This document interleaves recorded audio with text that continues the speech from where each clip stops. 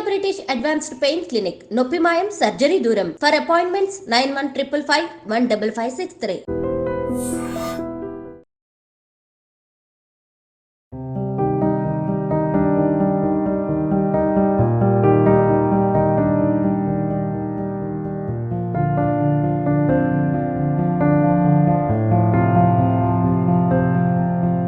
అందరికీ నమస్కారం. నేను Swaroopa Potlapalli. Welcome to I dream.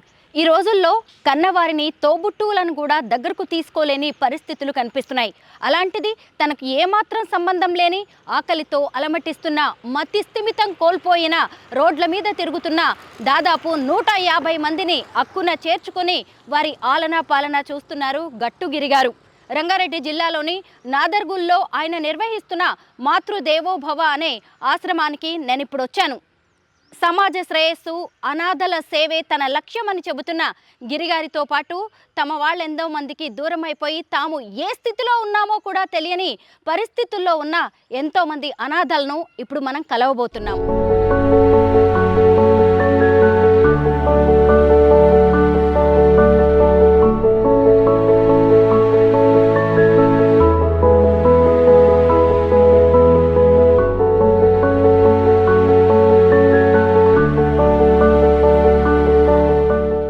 జీవితమే లేదనుకున్న వారికి పునర్జన్మనిస్తోంది మాతృదేవోభవ సంస్థ. ఇదిగోండి, నేను లోపలికి వచ్చాను. ఇక్కడున్న దాదాపు 150 మందిని మీరు చూడొచ్చు. వారందరూ ఏ స్థితిలో ఉన్నారో కూడా మీకే అర్థమవుతుంది. కనీసం చాలా మందికి ఇందులో తమ పేరేంటో తెలియదు, తమ వాళ్ళెవరో తెలియదు, కన్న వాళ్ళెవరో తెలియదు, కట్టుకున్న వాళ్ళెవరో తెలియదు. కనీసం వాళ్ళ ఆలోచనలు కూడా వాళ్ళకే తెలియదు, వాళ్ళ తిండి కూడా వాళ్ళే తినలేరు. అలాగే వాళ్ళు ఎక్కడ పుట్టారో, వాళ్ళని పెంచిందెవరో, పెద్ద చేసిందెవరో, ఇలా ఏదీ తెలియని స్థితిలో ఉన్న మతి స్థిమితం కోల్పోయిన వారు వీరందరూ. ఈ చాలామంది కూడా అనాథలు. అంటే సరిగ్గా ఆలోచన లేక ఇంట్లో నుంచి బయటికి వచ్చి ఎక్కడెక్కడో రోడ్ల మీద తిరుగుతూ అనారోగ్యం పాలయ్యి మతి స్థిమితం కోల్పోయి వీరందరూ తిరుగుతుంటే వారిని తీసుకొచ్చేసి గిరిగారు ఈ మాతృదేవోభవ అనే సంస్థలో పెట్టి వారి ఆలనా పాలన చూస్తున్నారు. మొదట రోడ్డు మీద ఉన్నప్పుడు, అనాథలుగా తిరుగుతున్నప్పుడు వారు ఇలాంటి స్థితిలో ఉంటారు. మీరు గమనించవచ్చు, రోడ్డు పక్కల ఎంతో మందిని మనం ఇలాంటి స్థితిలో చూస్తూ ఉంటాము. చూసారా, కనీసం సరిగ్గా వేసుకోవడానికి బట్టలు లేక, జుట్టు పెరిగిపోయి ఎలాంటి దీన స్థితిలో వీరు ఉన్నారో మనం కూడా చాలామందిని చూస్తూ ఉంటాము. మన పనుల్లో మనం బిజీగా ఉంటాము, మనంతటా మనం వెళ్ళిపోతూ ఉంటాం. కానీ గిరిగారు అలా వీళ్ళని వదిలేయలేదు. తీసుకొచ్చేసి చాలామందిని వాళ్ళకి ఆశ్రయం కల్పించి, వాళ్ళకి కావాల్సిన ఆరోగ్య సేవలు అందించి, చూసారా ఎంతోమందిని ఇలా సంపూర్ణ ఆరోగ్యవంతులుగా చేశారు. ఆయన ఎర్రగడ్డ వంటి పెద్ద మానసిక చికిత్సాలయంలో ఇలాంటి వాళ్ళకి వైద్య సేవలు అందింపజేస్తూ ఉంటారు. వాళ్ళని తిరిగి మామూలు మనుషులుగా చేసిన తర్వాత తమ వాళ్ళ దగ్గరకు పంపిస్తూ ఉంటారు. అయితే చాలామంది ఇక్కడే ప్రాణాలు కోల్పోతున్న వాళ్ళు కూడా ఉంటారు. వాళ్ళకి అంత్యక్రియల దగ్గర నుంచి వారి అస్థికలు భద్రపరచడం, ఇలా ప్రతి దాన్ని కూడా గిరిగారు ఎంతో జాగ్రత్తగా, ప్రేమగా, ఇష్టంగా చేస్తూ ఉంటారు. మనం గిరిగారితో మాట్లాడదాం. అసలు మాతృదేవోభవ సంస్థని ఎందుకు ఏర్పాటు చేయాలనుకున్నారు? ఈ రోజుల్లో ఎవరి జీవితాలు వాళ్ళు చూసుకోవడానికే టైం సరిపోవట్లేదు. ఉరుకుల పరుగుల జీవితాలు ఇవి. అలాంటిది ఆయన ఒకవైపు వ్యాపారం చేసుకుంటూ, ఇంకొక వైపు ఇలాంటి అనాథలను అక్కున చేర్చుకుని ఎలా ఈ సంస్థను నడుపుతున్నారనేది తెలుసుకుందాం.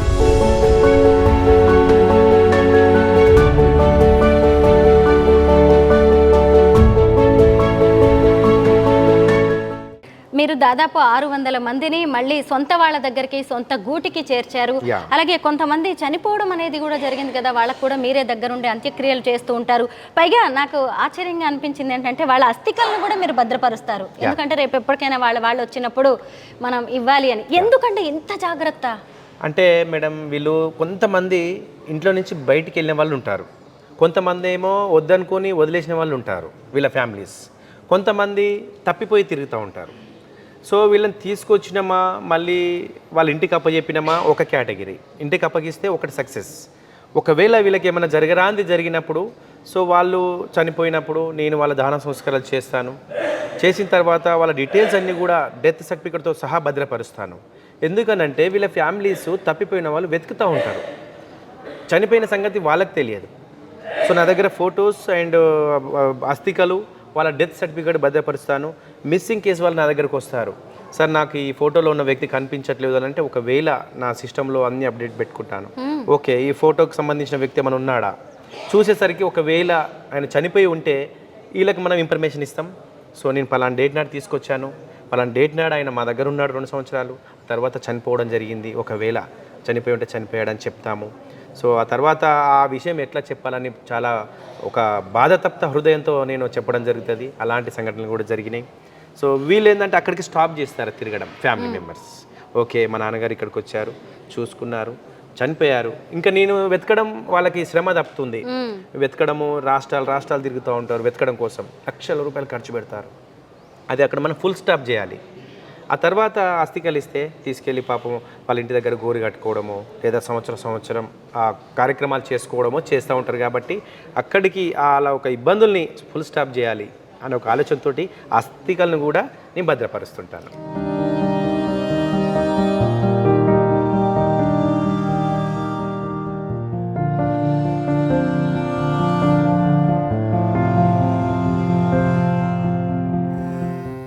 గిరిగారి వైఫ్ ఇందిర, ఇంటికి దీపం ఇల్లాలు అంటారు కదా, ఈ ఆశ్రమానికి దీపం ఈవిడే. అసలు గిరిగారు ఆ పనులు చేస్తుంటే సహజంగా ఆడవాళ్ళు మనకెందుకులే అంటారు, ఇవన్నీ నేను మోస్తానా అంటారు. ఏంటంటే మీకేమనిపిస్తూ ఉంటుంది గిరిగారు చేస్తున్న ఈ పనులు, ఈ సేవ చూస్తుంటే? చాలా సంతోషంగా ఉంటుంది మేడం, ఎందుకంటే ఎవరు చేయలేని పని మా సార్ చేస్తుందో. చాలా అంటే ఈ రోజుల్లో ఎవరు మేడం కన్నా తల్లిదండ్రులని వదిలేసి వెళ్ళిపోయే వాళ్ళు ఉన్నారు. అలాంటి వాళ్ళని మా ఆయన తీసుకొచ్చి ఇక్కడ ఉంచి వాళ్ళకి ట్రీట్మెంట్ అందించి వాళ్ళ ఫుడ్ పెట్టి మళ్ళీ తర్వాతకి వాళ్ళకి అడ్రస్ కనుక్కొని ఇంటికి పంపించడం చాలా సంతోషంగా అనిపిస్తుంది. అందులో నేను భాగస్వామి కావడం నా భర్తని గౌరవంగా నేను చెప్పుకుంటాను మేడం. పెళ్ళై ఎన్నేళ్ళు అయింది ఇంద్ర గారు? 9 years. 19 years. అంటే మీ పెళ్లికి ముందు నుంచే ఈయన ఈ సేవలో ఉన్నారు, ఎంతో కొంత ఐడియా ఉంది మీకు? ఉంది. అంటే మా బావగారు చనిపోయినాక అప్పటి నుంచి అంటే మా అన్న ఇలా చనిపోయారు, అంటే మా అన్న ఇలా చనిపోయింది కాబట్టి దానికోసమని ఆశ్రమము, మా అన్నయ్య ఇంతమంది ఇట్లా చనిపోయింది అనేసి ఉండే, దానికోసమని ఆశ్రమం. యాక్చువల్గా నేను పెళ్లి కాకముందుకి మాకు చెప్పాను మేడం, నేను చెప్పారా నా కళ ఖచ్చితంగా ఆశ్రమం పెడతాను, అలా అయితే నేను పెళ్లి చేసుకుంటాను లేకపోతే చేసుకున్నాను చెప్తే, సో మమ్మల్ని మంచిగా చూసుకుంటే చాలు, మీరు చేసే కార్యక్రమాలు చేయొచ్చు అని అప్పుడు మాట ఇచ్చింది కాబట్టి తనని పెళ్లి చేసుకున్నా. సో ఆ మాట మీదనే ఇప్పటి వరకు సహకరిస్తుంది మేడం.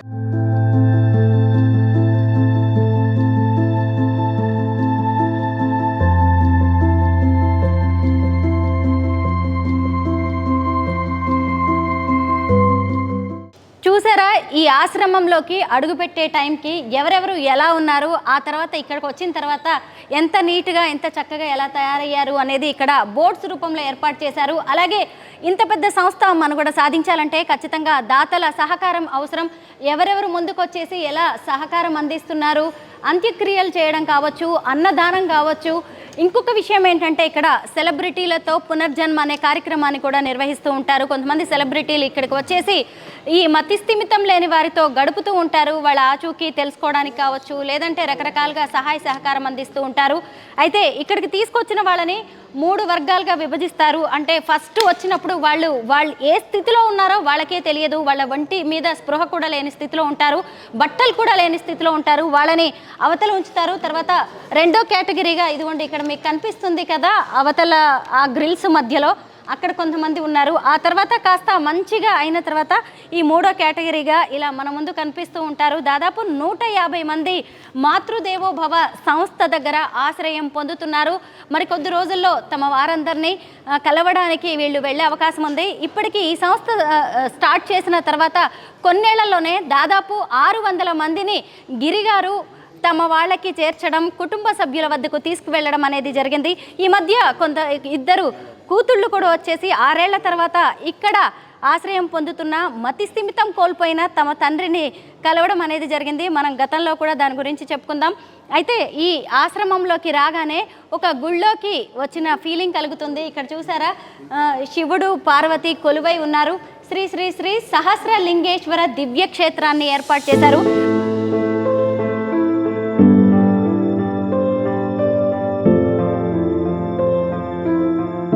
ప్రతి పండుగలు మాకు చేపిస్తారు మంచిగా. ఉగాది పండుగ వస్తే పోలేలు మంచిగా బగారన్నం మటన్ ఉండి మేకలు కోస్తారు సార్. మేకలు కోసి మంచిగా పండుగ చేపిస్తారు సార్. రంజాన్ పండుగ వస్తే మాకు నమాజ్ చదివి మంచిగా ఉరుకుమ చేసి బగారన్నం ఖుర్మా కూర చేసి మంచిగా తినిపిస్తారు. మంచిగా కన్నా తండ్రివి మాకు చూడలేదు, తల్లివి చూడలేదు. అంతా మాకు ఇంత సేవ చేసిన మా గిరి సార్. నిన్న ఒక మనిషి చచ్చిపోతే 2 లక్షల రూపాయలు ఖర్చు చేసి హాస్పిటల్ తీసుకుపోయి మళ్ళీ ఆ హాస్పిటల్ ఆయన మంచిగా కాకుంటే చచ్చిపోయిండు. ఆయన చచ్చిపోతే మా సార్ ఆయనకు మంచిగా దినాలు చేసిండు. మేము దినాలు చేసి మంచిగా 2 లక్షలు ఖర్చు చేసి ఆయన సిమెంట్ బిజినెస్ ఉంది మేడం. ఆ బిజినెస్ పైసలు తెచ్చి ఆయనకు పెట్టిండు. ఆ పెద్ద మనిషి చచ్చిపోయిండు. నిన్న మా సారే పెద్ద కొడుకులాగా మంచిగా అది కడవ పట్టుకొని నెత్తి మీద పెట్టుకొని అందరికీ మా వాళ్ళకి అందరికీ తీసుకొని పోయిండు బొందరగడ్డకి.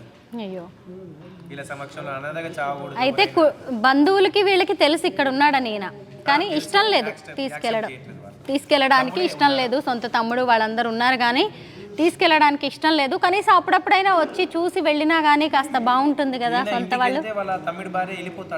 అయ్యయ్యో, ఇలా ఉంటే ఫ్యామిలీ ఇష్యూస్ చూడండి. అందరూ ఉన్నా కానీ ఎవరు లేనట్టుగా ఇలా అనాథల్లాగా బతకాల్సి రావడం కూడా దురదృష్టం. ఆశ్రమంలో చేరి ఆరోగ్యం బాగైన వాళ్ళందరూ ఇక్కడ ఉంటారు. చూసారా, వీళ్ళు వేసుకున్న బట్టలు కూడా కలెక్ట్ చేస్తారు. అంటే కాస్త పాత బట్టలు వద్దనుకున్న వాళ్ళు ఇస్తూ ఉంటారు కదా, అవన్నీ కూడా ఇక్కడికి చేరుతూ ఉంటాయి. ఇక్కడ చూస్తేనేమో 2nd గ్రేడ్లో ఉన్నవాళ్ళు, వీరి మానసిక స్థితి అంతగా బాగుండదు. అందుకే వీళ్ళని కొంచెం ఇలా గ్రిల్స్ మధ్య ఈ ప్రొటెక్షన్ సిస్టంలో ఉంచుతూ ఉంటారు. వీళ్ళందరూ పడుకోవడం ఎక్కడ గిరిగారు? ఇక్కడ మేడం మనిషికో బెడ్షీట్, మనిషికో చాప తీసుకొని వీళ్ళు ఏంటంటే మధ్యాహ్నం పూట అన్ని చింపేస్తూ ఉంటారు, చేపలు చెద్దర్లని. మేము మార్నింగ్ తీసేసుకొని ఈవినింగ్ ఇస్తుంటాము.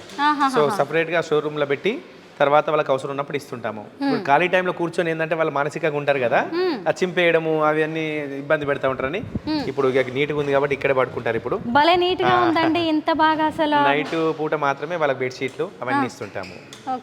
ఇట్లా ఈ కేటగిరీలో 2 పాయింట్లు వేసుకొని వీళ్ళది చూడండి ఎలా ఉన్నారు. ఇప్పుడు ఎన్నిసార్లు తీసినా కూడా ఆయన 2 వేసుకోవడం, నవ్వడము, ఇక అదే బాధ అన్నట్టు వీళ్ళకి. అవునండి, చూడండి ఎవరెలా ఉన్నారో చూడండి మీ వాళ్ళు ఎవరు.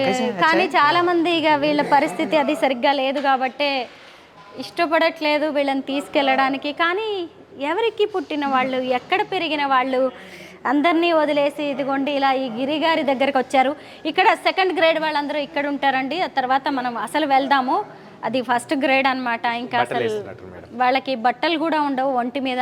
అక్కడి నుంచి బయట నుంచి తీసుకొచ్చిన తర్వాత వాళ్ళు వాళ్ళలాగే ఉండడానికి ఇష్టపడతారు.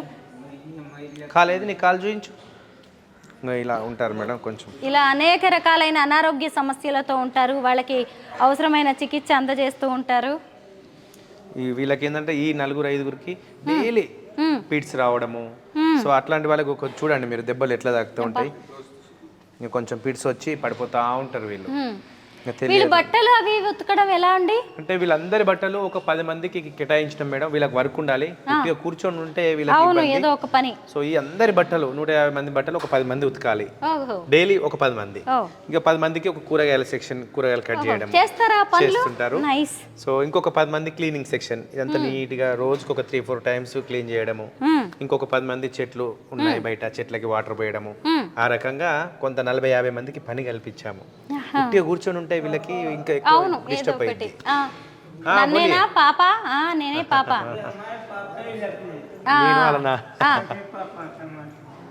నానా అంటారు నన్ను ముందర.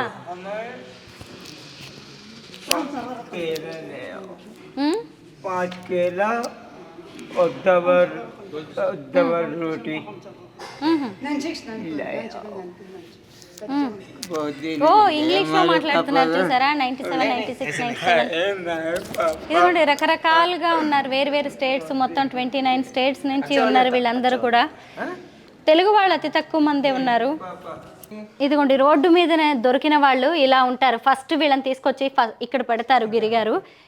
ఏంటి వీళ్ళ పరిస్థితి మేడం? ఫస్ట్ తీసుకురాగానే వీళ్ళకి వంట పోవడం తెలియదు, యాక్చువల్లీ మర్చిపోతారు.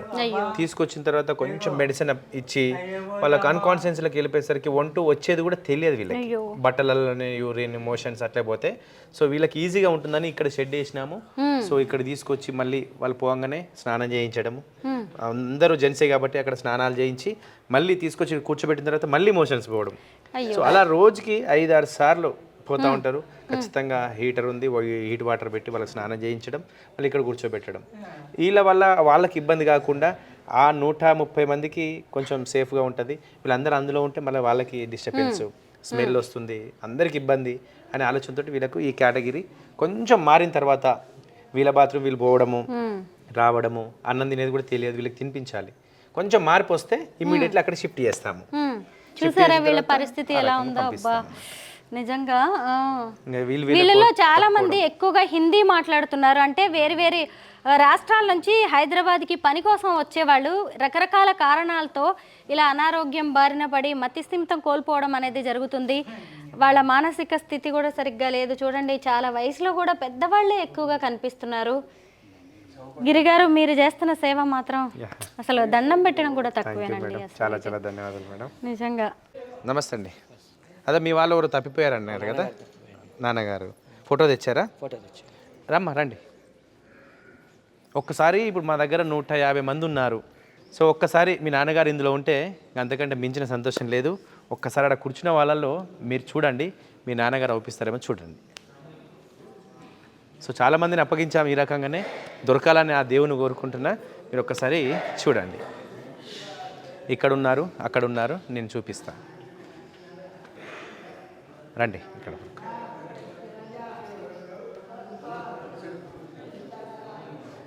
ఒకసారి నాకు ఆ ఫోటో కూడా ఇవ్వండి, నేను కూడా ఐడెంటిఫై చేస్తాను. సో నాకు పంపించారు మీరు ఈ ఫోటో, పంపించారు. అయినా కూడా నేను ప్రయత్నం చేస్తున్నాను. అయినా కూడా మీరు చూడండి, చెప్పలేం, ఫేస్ కట్స్ మారుతూ ఉంటాయి వీళ్ళవి. పేరు పేరు పేరేం పేరు? మాటలు రావు, మూగా అన్నట్టు ఆయన.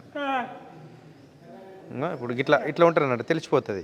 ఇప్పుడు ఈయన అట్లనే కొంచెం ఉన్నాడు, ఈయన అట్లనే ఉంటాడు కొంచెం. అట్లా మేము ఏం చేస్తామంటే ఫోటో ఉంటే ఇమ్మీడియట్లీ మేము చూస్తుంటాం, పేరు అది అడగడం చేస్తుంటాం. అప్పకే నామ్ క్యా హై? పేరేంది మీది? పేరు భాను ప్రతాప్. कौन सा राष्ट्र है? उत्तर प्रदेश. రాజు ఇట్రా. ఏం పేరు నీ పేరు?